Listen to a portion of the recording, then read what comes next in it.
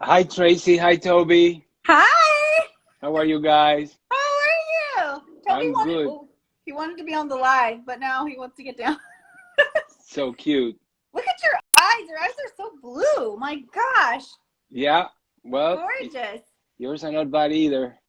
Mine are like super dark. I mean, pretty much black, you know? I'm so excited to be talking to you because I wanted to talk to you for a while. I'm a big fan of Hydrate, your podcast, and your Instagram, and I follow you avidly, and I have so many questions. But for you guys that follow me and don't know, Tracy is a superstar. She has an amazing center in San Diego called um, the The Sanctuary, sanctuary. right? And she's fascinated by water, and she knows a lot about it. So I thought it was a good opportunity to touch on a few questions. I even wrote them down. Oh my gosh, I love it. You're prepared. This makes me Yeah, super yeah, excited. yeah. So I'm so excited to talk to you. Hey, I feel the same. I don't know, for everybody that's watching, I have you to thank. The very first functional medicine book I read was your book. And it was the first book I bought on Audible as well, an audiobook. And I think, What an honor. yeah, so your voice is so, it feels like home when I hear your voice because, you know, I spent hours listening to your audiobook. So it's just such a blessing. And I think it's so amazing how life, it's so serendipitous, everything's working for us, but how at the right time our lives converged and we met and came together, and now we get to share what we're doing with the world together, and it's such a blessing. And the subject of water is so important and so interesting, but also not very well understood, right? Right. because Yeah. because in the and I'm talking about the mass awareness, the mass consciousness. Everybody's running around with a bottle of water these days. Everybody's drinking water because, okay, fine, we figured out that you need to stay hydrated, right? And we know that water is H2O, two molecules, or two atoms of hydrogen and one of oxygen, right? And that anything else then in your drinking water would be a contaminant, right? But other than that, that you have to drink it and that you probably have to filter it, which is now common knowledge, what other elements of water do we not think about that we should? Oh my gosh. I mean, there's so much. Okay, so water isn't just the atoms that we're taking in, it's also bioenergetic. So water is carrying information, bioenergetic frequencies. I mean, if we break ourselves down at the atomic level, we're just a bunch of atoms vibrating, and so we realize that it's beyond that. The vibrational frequency that this water takes on is the source receiver of all information it comes in contact with. So from your cell phone being next to your water, that's sending a signal into your water. You don't want to have your cell phone next to your water because it's sending that signal into it. From the words we say, the thoughts we think, the whole journey that your water traveled on to get to you has a story. It has messaging. It has information that's informing your body when you drink it. So that's something to think about. Also, we have the chemistry of the water, which is the But H2O. Yes. but how does that information come in the form of what? Just vibrational frequencies, sound waves. What is it how does the water carry it, and what is it that's carried? That's such a great question, and I love that question because it's really what we're discovering is that everything in physics starts with vibration, right? So this whole world, if I look at this countertop, it has a vibrational frequency to it. And the thing about water is that it's so fluid and it's so dynamic and so magical. There's something about it. It's a crystalline structure, right? So you look at a crystal that you've taken that has minerals in it, it's been crystallized. Water still has this movement, it has this flow to it, and it's constantly changing. And it's the one thing in nature that is able to absorb and take on and mimic and mirror like any vibration that's around it. And we still don't understand why it does that completely, but we're just starting to see through testing that it does. And so it can be, like Gerald Pollack discovered, that when you're looking at water, when it starts to get a structure to it, it's almost like sheets. The structure is like sheets and almost like a honeycomb, like a beehive kind of thing. It's a honeycomb structure, and these sheets stack on top of each other and they build this structure. And so that's what we like to call the fourth phase of water, where water is getting structured, which this happens in the cytoplasm of your cell. Your body actually creates its own structured water. But then there's also incoherent water, where if I take a reverse osmosis system, whatever information is in that water, it's going to be changed. It changes the information. It disorganizes everything. It removes the minerals. And so now there's no structure in the water.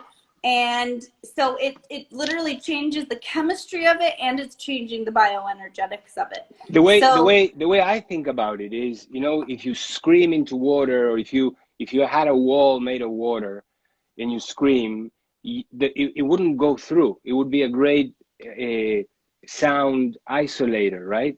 And the reason why is because it just absorbs it. So in a way, the water is taking in, just like the water takes in and gets other things dissolved, it gets other vibrations dissolved as well. You know, if you put sugar and you dissolve it in water, then you're only going to see water, and it's even transparent. Yeah. You don't know that there's something dissolved in it, right? Now, if sugar can do that in water, why not sound? Why not other higher frequencies of thought, of you know, frequencies of the spirit, frequencies that we don't even understand? They just get sucked into the water and they go everywhere, right? And we know that through the work of the Japanese scientists, yes, we know that now that even manifests in the way it crystallizes, right? Yes, the way it crystallizes. So you need to have minerals in the water in order for it to become a crystalline structure. So when you reverse osmosis or distill the water, you're moving the minerals, so it's no longer structured, it's incoherent, and it doesn't have a structure to it. So that alone is something where it's like good, because we've taken out the chemical contamination and assaults on the body, but now we have this incoherent liquid that our body really doesn't know what to do with. It's actually kind of confused. So when you have water, like I like to look at distilled water, also complete, let me see, I need to plug in my phone. Water that's completely void of that information, I like to look at that as like a detox, a cleansing. You put that water in, it's just going to pull stuff out of your body. There is this time and a place for distilled water, and that is to just remove and cleanse things out of your body. But if you really want to hydrate your cells, you want the water to get into the cell, penetrate, and have that osmotic balance between intracellular and extracellular fluid. We need a balanced set of minerals in the water. It's essential. And also, as we're talking about vibrational frequency and coherence in the water, that is important for it to penetrate into the cell as well. But not only that, it's like it's messaging. It's sending this message to our system. And there's so many people studying it now. Water, this is the time for water. It's really exciting because there are literally conferences just about water now, scientists from all around the world coming together to understand it, because we are 98.9% water molecules. Our body is, I mean, it's like we're mostly made up of water molecules, and it just boggles my mind that we're not talking about it more or thinking about it or giving it more credit, because if that much of us are made out of water, wouldn't we want to make that healthy, that water healthy and coherent and balanced and working for us? I mean, I do. I know I personally do. So the way I look at it is this, you know, I have a reverse osmosis filter in my home, but after the reverse osmosis filter, it passes through a coral, a really a pure coral, from really unpolluted waters, and I don't even remember where the manufacturer, which I, by the way, I have to introduce you to this guy who's like a nerd about water, and he puts the filters in my home. And then so it has first a polycarbon, a microcarbon filter, 3 steps of smaller and smaller microcarbon particles so that it catches smaller and smaller particles. Then it passes through an ultraviolet light that kills bacteria and viruses. Then it passes through a reverse osmosis filter. And then it goes through a coral, right? And the coral is there theoretically, because I don't know how to measure these things, but theoretically to give it part of the intelligence of nature, right? When the water goes through the river, it's affected by the vibration of rocks, of plants, of fish, right? So all that information is coming there.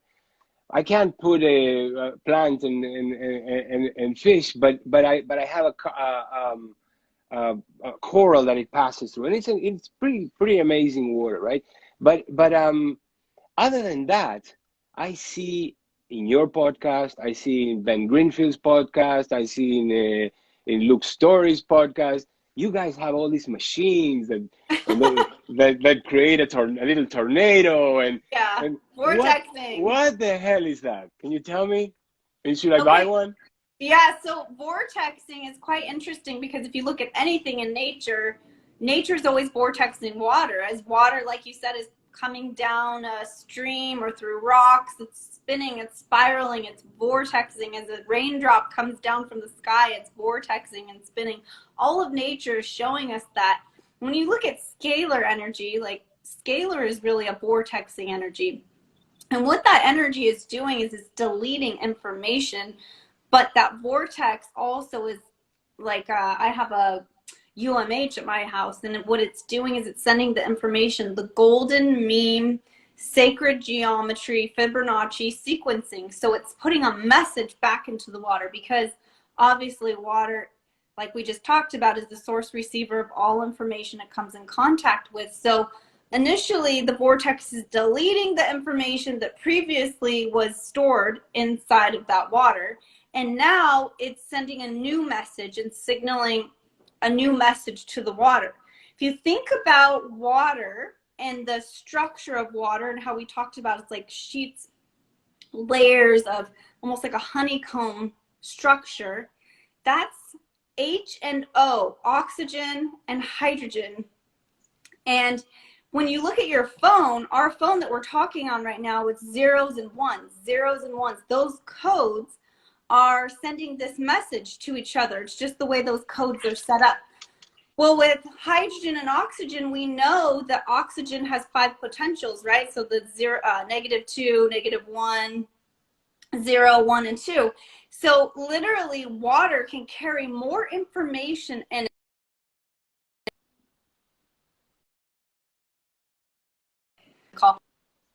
Those water molecules can carry more information than the silica cells of this cell phone that we are talking on. So the way that we're understanding quantum physics, how we make a phone call, how we can call, you and I are talking, you're in Los Angeles, I'm in San Diego, we're on this video call. It's from the information, the zeros and ones that are stored in this cell phone. But the water has the oxygen and hydrogen that the way they're structured is sending the message, carrying the message. So when we vortex the water, we're literally deleting that messaging and that information. It'd be like if I wiped my cell phone from all of the informations, did a reboot and a reset, and then I get to choose what I want to put on it. So like with my particular unit, the UMH, it's sending the sacred geometry Fibonacci coding into the water, which is so am I okay to think about it as a Rife machine for water?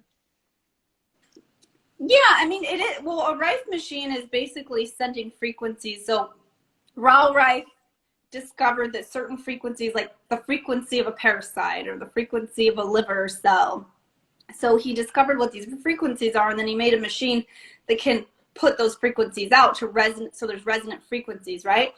So it's not necessarily putting out frequencies, but what it's doing is it's actually just sending a coding message into the water. And let me ask you something, because it's kind of unlimited, the amount of money that you can spend in gadgets and machines, right? And some of them I see are really expensive. They have all kinds of lights. They look like a Tesla, you know? Right. Is it worth doing it? And I know theoretically, I mean, I'm listening to you. It all makes sense in my quantum physics limited mind, right? But is there proof? Is there proof? Is the you know is there the proof is in the pudding, right? Yeah. Is there people that that having used these things have really improved from any diseases or conditions that you know of? Or are there any medical studies being done or no?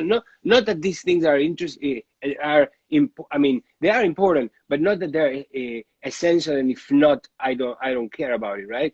But it's interesting when medical research confirms these wacky things. Yeah. No, and that's a really good question. And what I like to say, and what Gerald Pollack, one of my mentors, says too, is, you know, he's been a scientist forever, and a lot of times if there's no money behind something, then the institutions aren't going to fund the studies, right? So for a water vortexer, there isn't billions of dollars involved in what they're going to make out of it. So why put hundreds of millions of dollars into a study? But there are lab studies that are being done on water. For example, Gerald Pollack discovered the fourth phase of water, and he discovered the way that it is structured and how light can structure the water. He also is testing different things like ghee, and how eating ghee can help structure water in our cells. And so if you go to his website, Gerald Pollack's website, or pull up any of his books, you'll understand a little bit more about structured water and the fourth phase of water, and all of the research that he's done. Or Gilbert Ling. And in your experience, I'm talking about testimonial, just Okay, so yes, the testimonials have you seen anything like you set up somebody with these things and then poof? Yes, absolutely. And that's why I keep talking about it, because one of the main things that I notice is, like myself, I really struggled with drinking a lot of water but never feeling hydrated, and having just an ongoing chronic dehydration in my body. And it wasn't until I started vortexing the water that I had to drink less water and felt more hydrated. Even, something that people don't like to talk about, I suffered from constipation for many years. When I started vortexing my water and preparing my water properly, now I have the most healthy elimination, never need to think about it. And it's just such a blessing to have wow. that. And you think that that's the vortexing?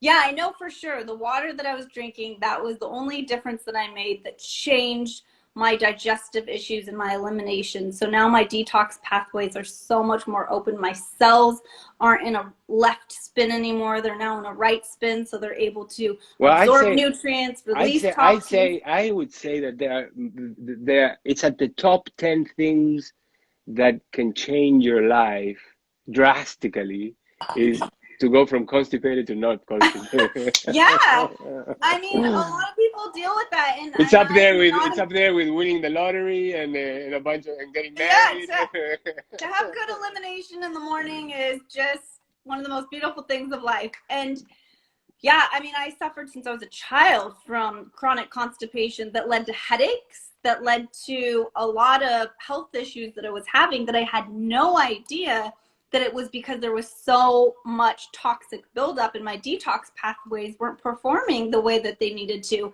And it wasn't until I got properly hydrated that all of those pathways started to work for me, and I felt the change in my body. And so I'm living proof of that, and I love to share that testimony. No wonder you talk about it, right? Yeah, I want to talk about it because I want to help other people with it.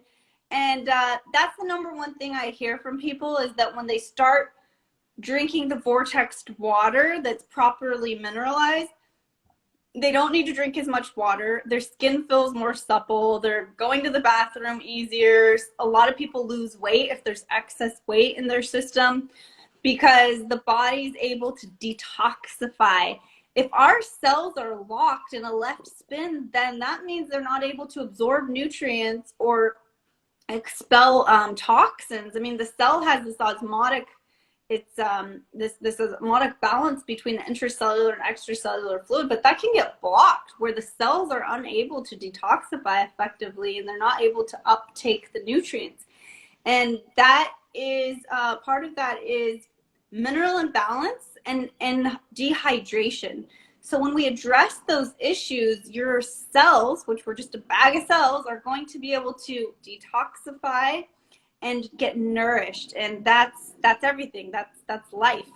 Yeah. You know, I'm from Uruguay, from South America. And when I was born, you know, a few years ago, there were no supermarkets, there were no, you know, it wasn't industrialized a lot. So life was very simple. We used to, my mom used to cook every meal and spend hours in the kitchen, you know, and taught us how to cook, and everything was prepared from fresh foods. And then I came to, and we would drink water, you know, whenever it was served, or whenever you're thirsty, we would run to the fridge or drink water, or ask for it if we're in somebody's house or whatever.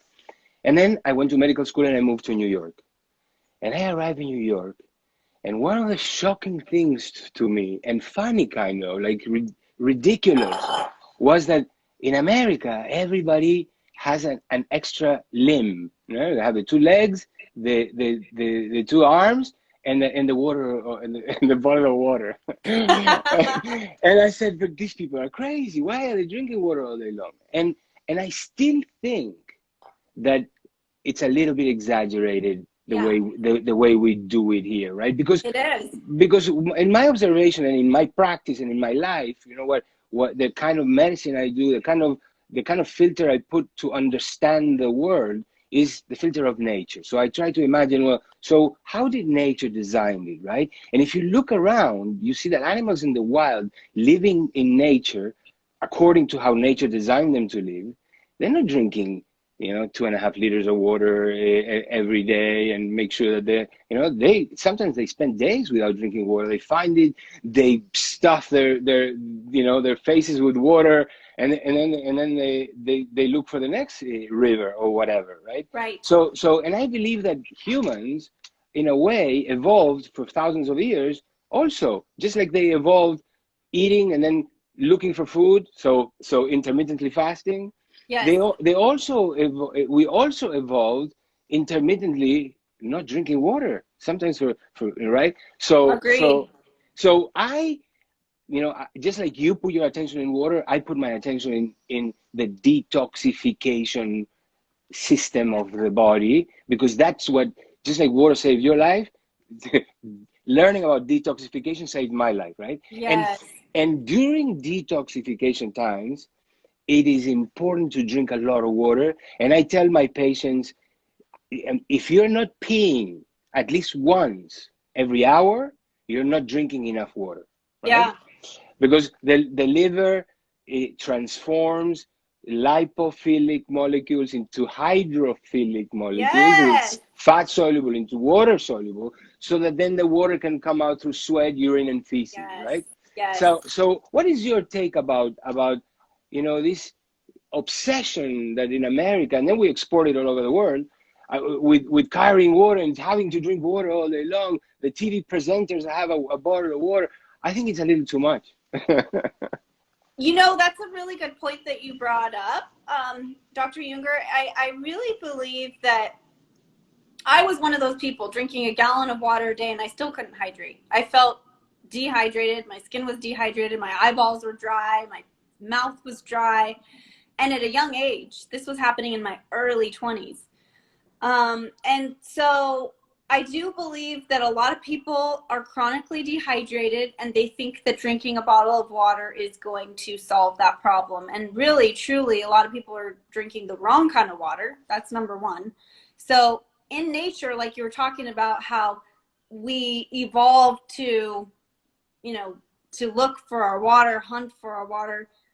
That water was coming through streams, through minerals. It was vortexed. It was natural in nature, and it was something that our cells understood and knew how to absorb. And so the cells were able to get hydrated. We're living in a society where you go get water from Costco and it says purified water, and the body does not know what to do with that. It just passes through. You just urinate it out, but it's not truly hydrating the cells. So we have an epidemic of dehydration. Also, a lot of people don't realize, like you said, these animals and our ancestors used to go through the desert foraging for water. Well, if you think about a camel doesn't have water in its humps. It has fat in its humps, which translates to hydrogen.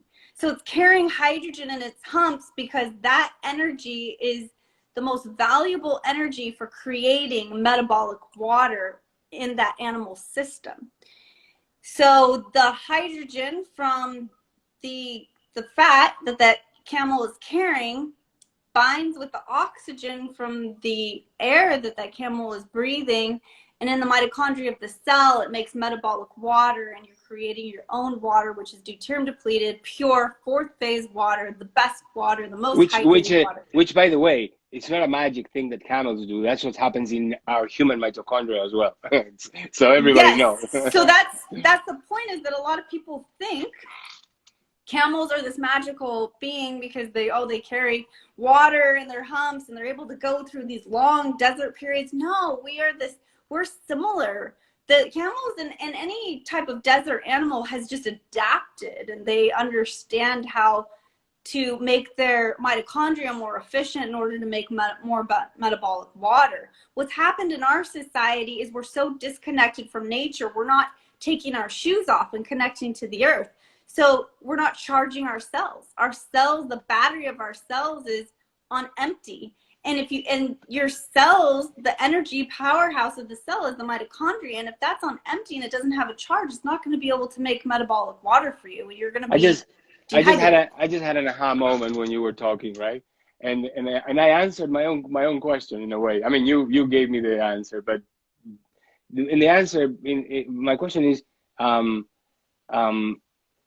the more water as nature designed that you drink, the less water you need to drink in volume, right? Absolutely. And that's why. So maybe that's why we didn't need to drink so much water before, right? That's one of the reasons, but also our ancestors were out in the sun getting full spectrum sunlight. They were walking barefoot and charging to the earth. So when we're under these dirty, non-native lights and electromagnetic frequencies, that's actually toxic for our cells, and it's actually causing more work for our mitochondria and taking away from the productivity and the energy that our mitochondria could be doing to make more metabolic water. Also, when you're not connecting to the earth and taking your shoes off, then you're not charging. So all of those things play a big factor into it as well. But yes, like you said, the water that was being drank by our ancestors, it was vortexed, it was mineralized, it was able to penetrate the cell. In a way, everything that was being done by our ancestors was better, right? For example, bread, right? Bread, you're eating bread now from gluten, from grains that were GMO and full of glyphosate and other chemicals, right? And then they go to the food plant and they get processed, and right? Yes. And our ancestors, it was very different, right? And it was the bread at that time was even healthy. Yeah, you're right. I mean, that's such a good point. It's like we've adulterated so much, and in our commercialized society, we've adulterated a lot of things in order to make more money for production, but we've lost that connection to the earth. We've lost that purity that is so essential, and that's why I say, like, it's not expensive to be healthy. Really, anybody can be healthy. It doesn't need to cost a lot of money. You don't need to have all these gadgets. I love my water vortexer. I think it's amazing, but you don't need to have it to be healthy. What you can do is, cleanse your water, use a carbon block filter, cleanse everything out, Then add minerals to it. You want to add some trace minerals, and then put it in the refrigerator in a dark, cold space for 7 to 8 hours, and it will begin to structure itself. Now, is it deleting all the information and doing all the,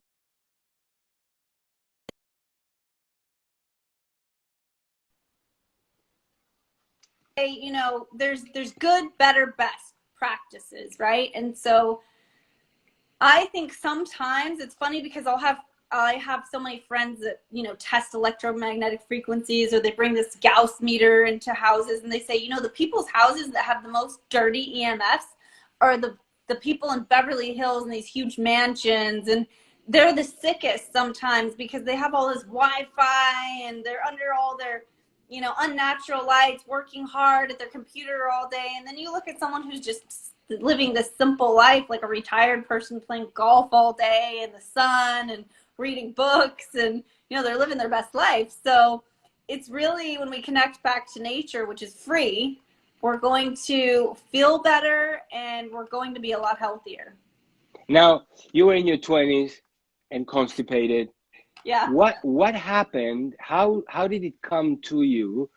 Through a book, through a person, a mentor, a doctor? How did you suddenly vortex your water and started pooping? Well, so here's the thing, was I was really suffering. I mean, I got to the point where I was passing out. I had to be taken to the emergency room. I lost my driver's license because I passed out driving. I mean, the illness became so, it just kept escalating. I was in this downward spiral. And so I was desperate. And I was also very, very thirsty. I would drink about a gallon of water a day, couldn't quench my thirst. So what I started to notice, like just randomly, was that different water I drank hydrated me more. So I didn't want the purified water anymore, because I noticed that when I drank purified water, I was so thirsty. Like even immediately after, I could just be like guzzling it and it wouldn't quench my thirst. But when I would drink mountain spring water in a glass water bottle, I could go for longer without needing water. So it just started to register in my head, okay, well, there's something different about this mountain spring water that's quenching my thirst. So I started to research and understand it. And then I started to experiment with herbs. I went to a medicine woman in my local area here, and she gave me nettle and horsetail and what were the, I think those were the main ones. And she said, drink this 6 times a day, every day, and it's going to bring you back and revive you. So I drank that tea like clockwork 6 times a day. I wouldn't stop drinking it. And little by little, it slowly started to revive me mentally, physically. Everything started to kind of come back online. And that really got me thinking, like, there's got to be something to these minerals. We are so mineral deficient. And sure enough, I had my minerals checked, and I had a severe mineral imbalance that went unnoticed by our allopathic doctors. You know, God love our allopathic doctors. I know they're trying their best, but this was really something that was so simple, and it went unnoticed. And I was pregnant for my daughter Grace during that time. And so I almost lost the pregnancy. When she was 8 months pregnant, we had to do an emergency cesarean because she had 2 centimeters of amniotic fluid. And so we had to do an emergency cesarean because I just couldn't hold or retain any water in my body. So I just love to share this message that it's really important. The kind of water that we drink is essential for your health. And when we have chronic dehydration, we know, like the medical medium talks about, it's going to affect your liver. Your liver is going to be affected. All of your organs, your detox pathways are going to be severely, they're going to suffer when we're chronically dehydrated, which most of America. I can imagine different structures of water being better receptacles at the level of the liver for post conversion from toxic to non-toxic by the enzymatic work of the liver. All that activity, right? All that molecular exchange, enzymes, breaking molecules, adding other molecules, all that happens in the medium of water. So it's not only that the toxic molecules when non-toxic and hydrosoluble are released into the blood. Everything is happening in this pool because everything is, we are inside and around water, right? That's right. Yeah. So 98.9% of the molecules in our bodies are water molecules.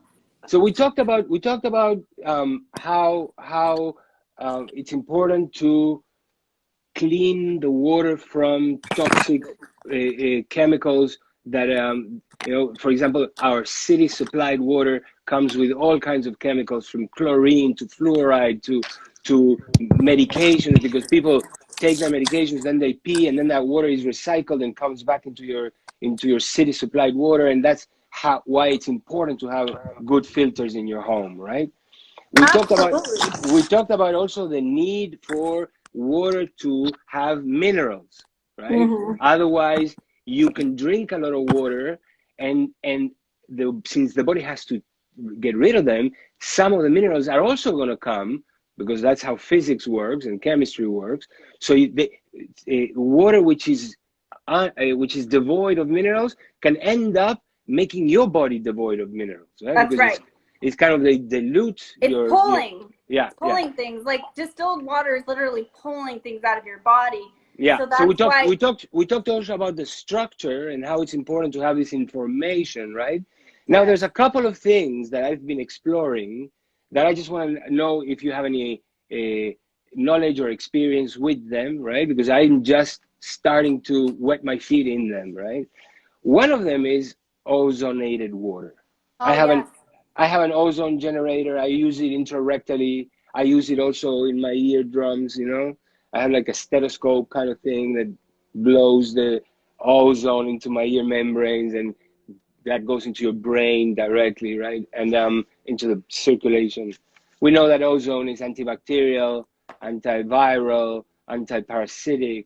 In a way, when ozone dissolves in water, it becomes a little bit like chlorine, right? Yes. But it's not chlorine, but it has some of the effects. And by the way, I don't know if I should even talk about this, but you know how Trump was talking about injecting bleach? Yeah. I know that somebody talked to him about intravenous ozone, and I know that he was told that would act as if injecting bleach, which in a way it is. Yes. And he just is, didn't know enough at the moment, or didn't put together. But that's, I think, that why he said that. Anyway. Yeah, that was how he may have translated it. Yes. That makes sense. That totally makes sense. And I know for a fact that somebody talked to him about that, right? So, anyways, we know. I mean, I have an ice bath here, and I have a ozone injector. I also have an ozone injector in my swimming pool. So but I'm wondering if ozonated water is good for human consumption. So that's an amazing question. Yes, it is for detoxification purposes. So it's amazing. Like if you've just gone in the sauna, for example, and liberated a bunch of toxic material that's not as everything that's liberated in your ECM, your extracellular matrix, your blood, it's going to go in and kill all of that bacteria and those viruses that are liberated and free floating. So it has its purpose and it has its moments. But ozonated water is not something that you would want to drink for hydration or all of the time. It's for detoxification purposes.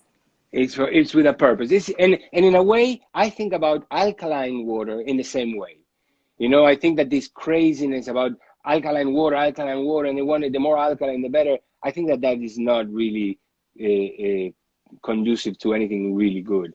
And I think of alkaline water as a tool to be applied in specific circumstances and situations. Yeah, well, that's a whole nother subject with alkaline water, but just thinking about alkaline water, alkaline does not equal alkalize. We all know that if you take a lemon and you put lemon juice and we tested the pH of it, it's going to be slightly acidic. We put it in our body and it alkalizes our body. So our body has its own buffering system. Our gut pH is about 2.2, 2.1, where that's what it should be. So everything that goes to the gut is going to be buffered.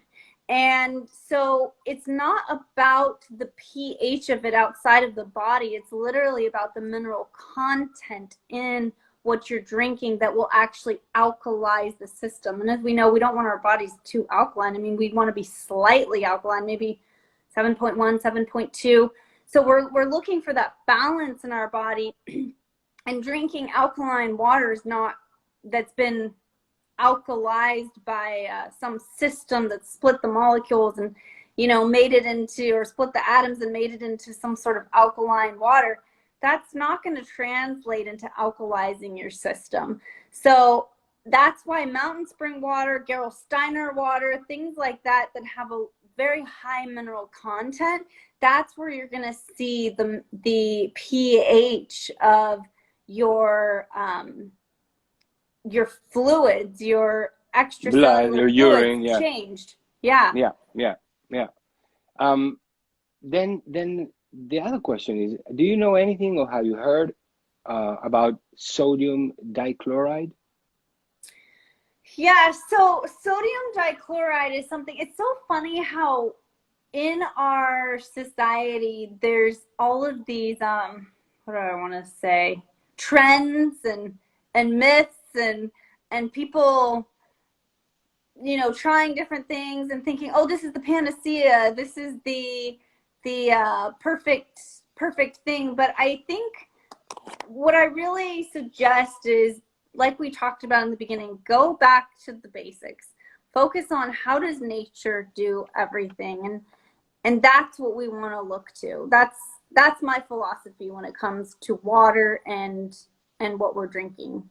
Yeah, I also think of sodium dichloride as something that, should I become convinced that it exists, I mean that it's good and not risky, then I would see it as a tool for specific situations, right? I heard about it in Mexico when I took a car service from Cabo to Todos Santos, which is this beautiful little resort in a town north of Cabo, and this guy, and I don't know if you know, but Mexicans are so into this at a much bigger scale than I in the think a United lot States. of Central America is, aren't they?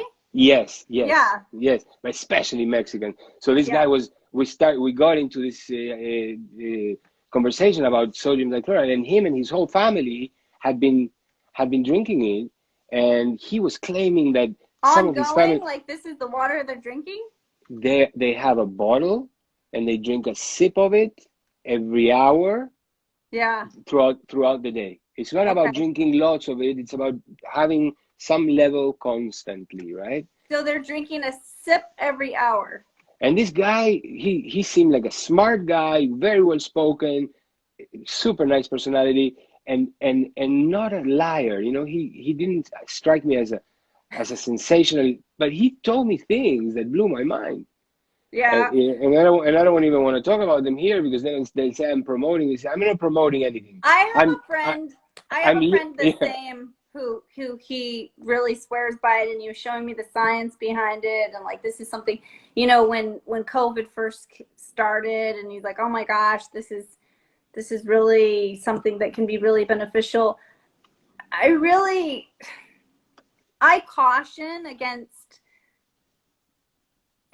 telling people these things, because I really believe that everyone's body chemistry is so unique, so different, and everyone's dealing with different things, different viruses, different bacteria, different things that are in their system, that it would be ludicrous of me to suggest that somebody do something like that. I think everyone has to like have their own intuition, their own bodies, talk to their own doctor, figure out those kind of things themselves. Like, that's not my place to say that. I feel like my job is really just to help people get back to the basics and back to nature, and really just understanding how to get their bodies in balance and how to understand the basics. I'm focused on the basics. I'm with you. I'm focused, you know, since I studied cardiology, and I also make sure that that aspect is well taken care of, right? But when I think of these things and people come and tell me these incredible testimonials, right? Even they're not, I can't help but listen to these things, and that's how I discovered other plant medicines and other animal medicines, right? Like cambo and ayahuasca and ibogaine and psilocybin, and there's so many things that when I hear that they bring such good to certain Yeah. people, Right. life-saving in many cases, right? Yeah. I have to go and take a look, and so I'm looking at this right now, and I'm not I promoting it, I'm not prescribing it. Yeah. I No, I just and I agree with you.